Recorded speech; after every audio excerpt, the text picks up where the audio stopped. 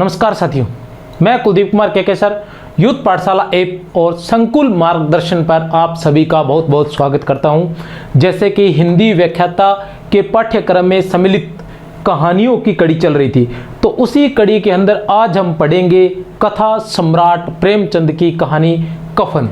तो कफन जो कहानी है, पहले मैं कहानी के बारे में बता देना चाहता हूं थोड़ा सा आपको। कफन जो कहानी है वो अति यथार्थवादी कहानी है, एक बात। दूसरी बात, प्रेमचंद जी जो थे वो कथा सम्राट माने जाते थे। उन्होंने लगभग 301 कहानियां या लगभग 300 कहानियां लिखी थी। लगभग 300 कहानियां लिखी थी। उनमें सर्वाधिक प्रसिद्ध जो था वो मानसरोवर के नाम से उनकी जो समस्त कहानियां 2 भागों में प्रकाशित हुई थी वो था। उसके अलावा इनमें क्या है कि 300 कहानियों में 301 कहानियों में जो पहली कहानी थी वो 1907 में प्रकाशित हुई थी, जिसका नाम था संसार का अनमोल रत्न। संसार का अनमोल रत्न 301 1907 ईस्वी में संसार का अनमोल रत्न। और इससे भी बड़ी बात यह है कि जो कफन कहानी है वो 301 कहानियों में प्रेमचंद की अंतिम कहानी मानी जाती है, जिसकी रचना 1936 ईस्वी में हुई थी।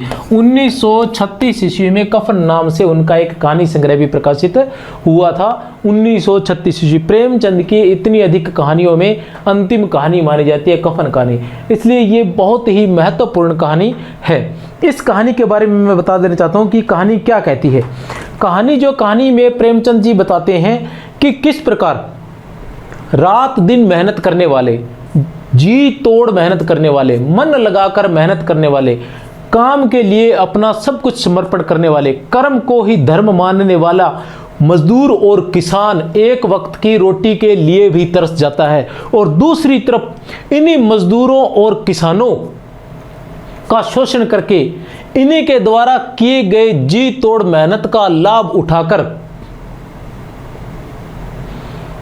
बिना कोई काम किए ऐशो आराम का जीवन यापन कर रहे हैं जमींदार वर्ग, शोषक वर्ग या उच्च वर्ग। तो ऐसे लोगों पर व्यंग्य किया है, समाज की विसंगतियों पर व्यंग्य किया है, समाज के पाखंडों पर व्यंग्य किया है, समाज की कुरीतियों पर व्यंग्य किया है, समाज के नियमों पर व्यंग्य किया है, जो गरीब को गरीब करते जा रहे हैं और अमीर को अमीर करते जा रहे हैं। ये जो कहानी है 1936 में भी उतनी प्रासंगिक थी और आज भी उतनी ही प्रासंगिक है। 1936 की स्थिति भी यही थी जब हमारा देश आज़ाद नहीं हुआ था। तब एक जमींदार वर्ग हुआ करता था जो गरीबों का शोषण किया करता था। गांव में या शहर में जहां भी था, इन जमींदारों के ही नियम चला करते थे, अन्य कोई नियम कायदे नहीं थे। गरीब को, मजदूर वर्ग को, किसान वर्ग को जीने तक अधिकार नहीं था। और वही स्थिति आज भी बनी हुई है कि जो उच्च वर्ग है वो और अधिक उच्च होता जा रहा है, अमीर वर्ग जो है वो और अधिक अमीर होता जा रहा है, और गरीब वर्ग जो है वो और अधिक गरीब होता जा रहा है। तो कफन कहानी जो है, इसके प्रमुख पात्रों के बारे में बताना चाहूँगा मैं। कहानी के जो प्रमुख पात्र है वो है घिसू, माधव और बुधिया। घिसू, माधव और बुधिया ये तीनों चमार जाति के बताए गए हैं। घिसू जो है वह 60 साल का है लगभग और काम से नफरत करता है। और उसके बारे में कहा गया है कि वह एक दिन काम पर जाता है और 3 दिन आराम से सोता है। और माधव जो है वो उसको कोई काम पर लेकर नहीं जाता, लेकर जाते हैं तो वह 1 घंटा, आधा घंटा काम करता है और 1 घंटा चिलम पीता है। आधा घंटा काम करता है और 1 घंटा चिलम पीता है। ये दोनों कोई ले भी जाता है। किसी को अगर काम की जरूरत पड़ जाती है, किसी को एक व्यक्ति की जरूरत है और उन्हें लगे कि हाँ एक व्यक्ति की जरूरत है और वो व्यक्ति नहीं मिलता है, तो वो फिर इन दोनों को लेके जाते हैं। मतलब एक व्यक्ति का काम अगर 2 व्यक्तियों से करवाना है तो वो माधव और घिसू को लेकर जाते थे। माधव और घिसू काम कर बिल्कुल भी खुश नहीं थे। ये दोनों घर में जब काम पर तब निकलते थे जब पूरी तरह से घर में खाने को कुछ नहीं बचता था, ठीक है। और तब भी काम पर क्या निकलते थे, घिसू बाजार, शहर, जंगल में जाता और वहां से लकड़ियां काटकर ले आता। माधव उन लकड़ियों को बाजार में बेच आता और उससे जो कुछ प्राप्त होता उससे ये अपना पेट भर लेते थे।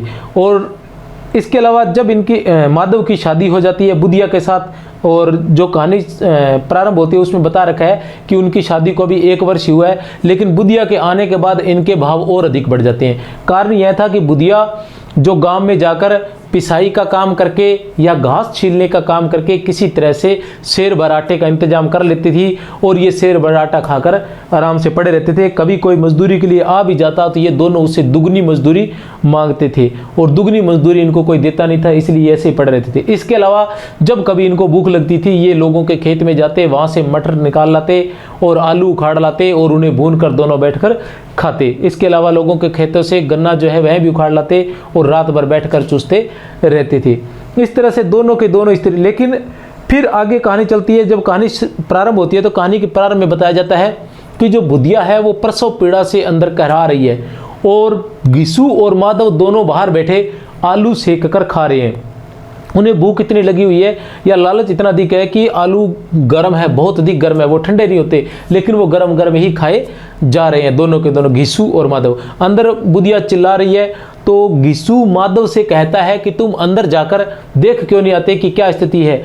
तो माधव अंदर नहीं जाता, वो कहता है मरती है, चिल्ला रही है मरती है तो मर क्यों नहीं जाती, मर रही है तो मर क्यों नहीं जाती, मतलब। और वो अंदर, वो कहता अंदर क्यों नहीं जा रहा, वो अंदर इसलिए नहीं जाना चाहता कि वो सोचता है कि अगर मैं अंदर चला जाऊंगा तो कहीं घिसू उसका जो पिता है वो कहीं उससे ज़्यादा आलू ने खा जाए। इस तरह से कहानी आगे चलती है तो देखते हैं कि सुबह वो इसी तरह से वो आलू खाकर, रात को वहीं जाड़े की रात है, आलू खाकर वहीं सो जाते हैं आग के पास, और सुबह उठते हैं तो वो देखते हैं कि बुधिया जो है वो प्रसव पीड़ा के कारण मर जाती है। अब उनकी जीविका का जो उनका पेट पाल रही थी बुधिया जो वो एकमात्र स्त्री थी, लेकिन अब वो रोते चिल्लाते हैं। फिर देखते हैं कि इसके लिए कफन का इंतजाम तो करना होगा, तो वो दोनों कफन का इंतजाम करने के लिए निकलते हैं। तो घिसू जो है गांव के जमींदार के पास जाता है और जमींदार से इस बात का कहता है। जमींदार उससे बहुत नफरत करता था क्योंकि जब भी उससे काम का कहा जाता था तो वह काम पर नहीं आता था, इनकार कर देता था। तो लेकिन फिर भी उसकी स्थिति देखकर वह उसे 2 रुपये दे देता है। घिसू उस 2 रुपये का फायदा उठाते हुए अन्य लोगों के पास जाता है, बनिए के पास, अन्य लोगों के पास जाता है और उनको बताता है कि किस प्रकार जमींदार ने उसको 2 रुपये दिए हैं अंतिम संस्कार के लिए। तो इस तरह से जब लोगों को पता चलता है कि जमींदार ने 2 रुपये दिए हैं तो वो लोग भी कुछ न कुछ उसे दे देते हैं। इस तरह से घंटे भर में उसके पास 5 रुपये इकट्ठे हो जाते हैं। अब वो दोनों बाजार में घूम रहे हैं, अब दोनों बाजार में घूमते रहते हैं, आखिर में शराब की दुकान पर चले जाते हैं और वहाँ से 1 बोतल शराब ले लेते हैं और दोनों पीने लग जाते हैं।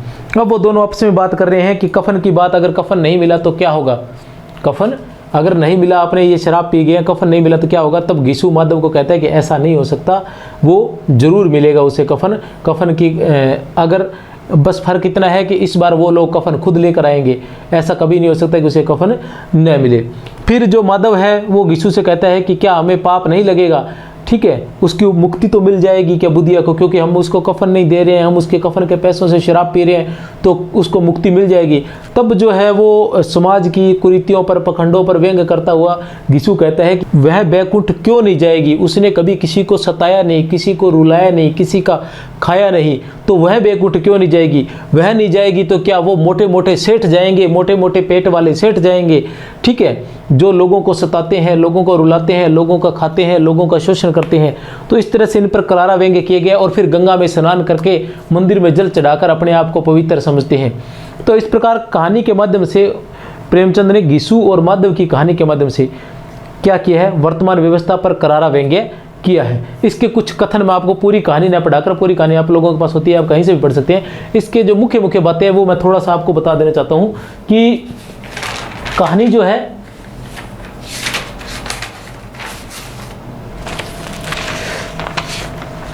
किसानों की, मजदूरों की दुर्दशा का चित्रण किया है। किसानों की, मजदूरों की दुर्दशा का चित्रण किया है। जो किसान मजदूर कड़ी मेहनत करते हैं, उन्हें रोटी के बिलाले रहते हैं, और जो जमींदार के काम हाथ तक नहीं लगाते, ऐशो आराम का जीवन यापन करते हैं। इसमें कुछ एक वाक्य ऐसे आए हैं जिसके माध्यम से आप इस कहानी को समझ सकोगे और इस कहानी का उद्देश्य समझ सकते हैं। प्रेमचंद जी का जो उद्देश्य रहा था, जिस समाज में रात दिन मेहनत करने वालों की हालत उनकी हालत से बहुत अच्छी नहीं थी। किसकी? ये घिसू की और माधव की बात चल रही है कि जिस समाज में, ये समाज पर व्यंग्य किया गया है, समाज की जो स्थिति है, लोग अक्रमण्य क्यों हो जाते हैं, लोग काम क्यों नहीं करते, या लोग जो है निठल्ले क्यों हो जाते हैं, या लोग अन्य जो बुराइयों की तरफ क्यों हो जाते हैं, क्योंकि वो समाज को देखते हैं, समाज उन पर किसी प्रकार का अत्याचार करता है और अत्याचार के विरोध में वो बुरे कार्यों में लग जाते हैं। किस प्रकार? जिस समाज में रात दिन मेहनत करने वालों की हालत उनकी हालत से बहुत अच्छी नहीं थी और किसानों के मुकाबले वे लोग जो किसानों की दुर्बलताओं से लाभ उठाना जानते थे कहीं ज़्यादा संपन्न थे, वहाँ इस तरह की मनोवृत्ति का पैदा हो जाना कोई अचरज की बात नहीं थी। अब यहाँ उन्होंने प्रेमचंद जी ने यह भी बताया कि वो दोनों इतने कामचोर क्यों हो गए थे, क्योंकि वो देख रहे थे कि जो किसान, जो मजदूर जी तोड़ मेहनत कर रहे हैं, रात दिन मेहनत कर रहे हैं, उनकी हालत भी कोई इतनी खास नहीं है, वो भी उन्हीं की तरह जीवन यापन कर रहे हैं, उनके भी रोटी के लाले पड़े हुए हैं। तो वो ऐसा सोचते थे कि फिर जब यही स्थिति रहनी है तो फिर वो क्यों मेहनत करे, इसलिए वो बेशर्म हो गए थे, मार खाते थे, डांट खाते थे, लेकिन वो काम पर नहीं जाते थे। और उनकी इस स्थिति का जिम्मेदार भी कौन था? समाज ही था। समाज की विसंगतियां थी, समाज में फैली हुई बुराइयां थी। अगर वह फटे हाल है तो कम से कम उसे किसानों की सी जी तोड़ मेहनत तो नहीं करनी पड़ती, उसकी सरलता और निरीहता से दूसरे लोग बेजा फायदा तो नहीं उठाते, उनकी सरलता और निरीहता से दूसरे लोग फायदा तो नहीं उठाते। यहाँ भी प्रेमचंद जी कहना चाहता है कि किसानों का, मजदूरों का जो दूसरे लोग हैं वो बहुत ही शांत स्वभाव के रहते हैं, बहुत ही सरल रहते हैं, बहुत ही निरीह रहते हैं, तो उनकी जो इस स्थिति का जो अन्य वर्ग जो है वो उनका फायदा उठाते हैं। गरीबों का माल बटोर बटोर कर कहाँ रखोगे? जब ऐसी बात आती है कि भी पैसा नहीं दिया जा रहा, कफन के लिए नहीं देंगे, तो ऐसी स्थिति में गरीबों का माल बटोर बटोर कर कहाँ रखोगे? दुनिया का दस्तूर है, नहीं लोग बामनों को हजारों रुपए क्यों दे देते हैं? दुनिया का दस्तूर है, नहीं लोग बामनों को हजारों रुपए क्यों दे देते हैं? कौन देखता है परलोक में मिलता है या नहीं? इसके माध्यम से दस्तूर की बात कर रहे हैं कि दुनिया ने क्या दस्तूर बना रखा है, दुनिया का क्या दस्तूर बना रखा है कि बामनों को लाखों रुपए दे देते हैं। ठीक है, लेकिन फिर भी जब ये बात तब आती है जब माधव कहता है कि उसे कफन नहीं दिया गया, तब घिसू उसे कहता है कि ये एक दुनिया का दस्तूर है और कफन से इससे कोई फर्क नहीं पड़ता है। तब वो कहता है कि बामनों को लाखों रुपए दिया गया, कौन देखता है कि उस दुनिया में यह पहुंचता भी है या नहीं पहुंचता। अब वो बैकुंठ की बात आती है, अंत में जब वो मर जाती है, बुधिया जो मर जाती है, तब वो बात करते हैं, वो माधव को चिंता है क्योंकि माधव की पत्नी है, माधव ने उसकी मांग में सिंदूर भरा है, तो उससे उसकी चिंता ज़्यादा सता रही है।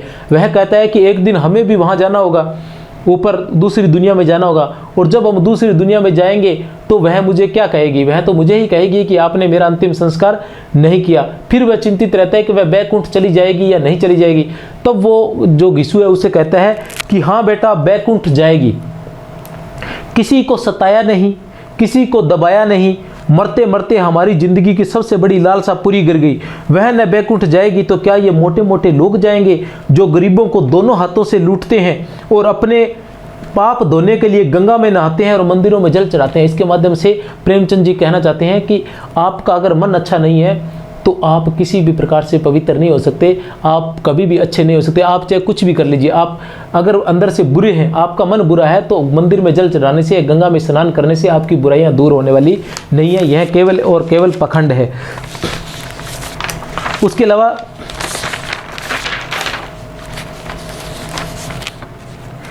इसके अंदर जैसे बता रखा है कि दोनों आकाशवर्ती पर, घिसू और माधव आकाशवर्ती पर जीवित रहते हैं। आकाशवर्ती तत्व रहता है अनिश्चित वृत्ति, मतलब जो इस मजदूरी का कोई निश्चय ना हो कि वह मजदूरी कब प्राप्त होगी। तो इस प्रकार ये कहानी थी। कहानी के प्रारंभ में मैंने बता दिया था कि इसके बाद पहले मैं कहानी को समझाऊंगा और उसके बाद इसके प्रश्नोत्तर करेंगे। तो देखते हैं कहानी के प्रश्नोत्तर क्या कहते हैं। कहानी के प्रश्नोत्तर, पात्र परिचय, थोड़ा सा पात्र परिचय बता देता हूं। घिसू माधव का पिता है, जाति इसकी चमार है, उम्र 60 वर्ष है। घिसू की पत्नी का देहांत हुए बहुत साल हो गए थे। माधव का पिता है, जाति चमार है, उम्र 60 वर्ष है। घिसू की पत्नी का देहांत हुए बहुत साल हो गए थे। उसके बाद चलते आगे। माधव घिसू का पुत्र है, बुधिया का पति है और कामचोर है। घिसू का पुत्र है, बुधिया का पति है और कामचोर है। और माधव जो है वो किसी के काम पर जाता है तो आधा घंटा काम करता है और 1 घंटे चिलम पीता है, इसलिए उसको कोई काम पर लेकर नहीं जाता। बुधिया जो है वो माधव की पत्नी है और घिसू की पुत्र वधू है और उसके पुत्र संतान होने वाली थी और प्रसव पीड़ा में ही वो मर गई थी। और वही जो थी, जो गांव में जाती और पिसाई का काम करती और घास छीलने का काम करती, उसी से शेर भर जो मिलता, आटा मिलता, उसी से वह उन दोनों का जीवन यापन करवा रही थी या उन्हीं का पेट भर रही थी। अब आता है जमींदार। गांव का जमींदार माधव घिसू से नफरत करता था, दयालु स्वभाव का था। बुधिया के क्रियाक्रम के लिए 2 रुपए दिए थे। किसने? जमींदार ने।